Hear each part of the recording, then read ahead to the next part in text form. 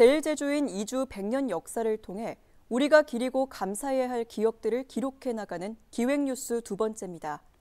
제주인의 일본 이주는 2020년대 제주와 일본 오사카를 연결하는 정기 여객선 운항으로 본격화됐습니다. 먹고 살기 위해 일자리를 찾아 떠나는 경우가 대부분이었지만 광복 이후에는 4.3의 광풍을 피해 도망치듯 고향을 등진 경우도 적지 않았습니다. 제주인들이 일본 이주의 기억을 되짚어봤습니다. 최영석 기자의 보도입니다. 제1제주인들의 일본 이주 초기는 일제강점기인 1910년대부터 거슬러 올라갑니다. 강제징용이나 살기 위해 일자리를 찾아 고향을 등진 겁니다. 그러다 1922년부터 1945년까지 제주와 일본 오사카를 잇는 정기 여객선이 운항되면서 이주의 역사는 본격화됩니다. 이때 일본으로 건너간 제주인은 5만여 명으로 당시 제주 인구의 25% 수준이었습니다. 해방 후에는 고향에 돌아왔지만 일자리가 없어 목숨을 걸고 다시 일본으로 밀항을 하는 경우가 많았습니다. 많이 고생하셔서 하지만 생활 변하지 않아요. 네, 그 때문에 일본에 와서 그 가게. 특히 4.3의 광풍을 피해 살기 위해 도망치듯 고향을 떠나온 사람들도 적지 않았습니다. 4.3 당시 무장대 총사령관 이덕구의 조카인 이복숙 할머니도 같은 경우입니다.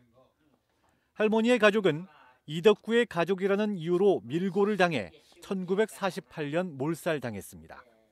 가까스로 살아남았지만 죽음에 대한 두려움에 4번의 시도 끝에 일본으로 도망칠 수 있었습니다.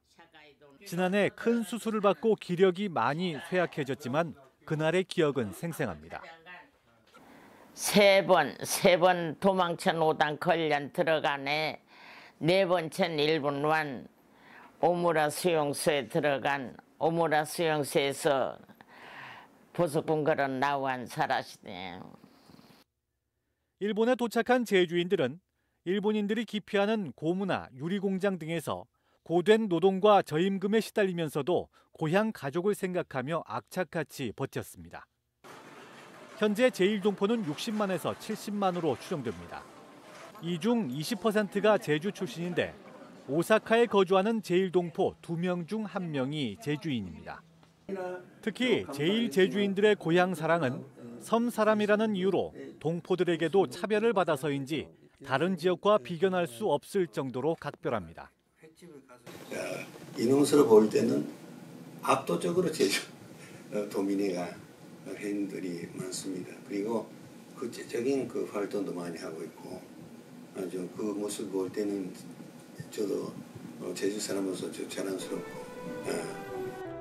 한 세기가 넘어가고 있는 제주인들의 일본 이주의 역사.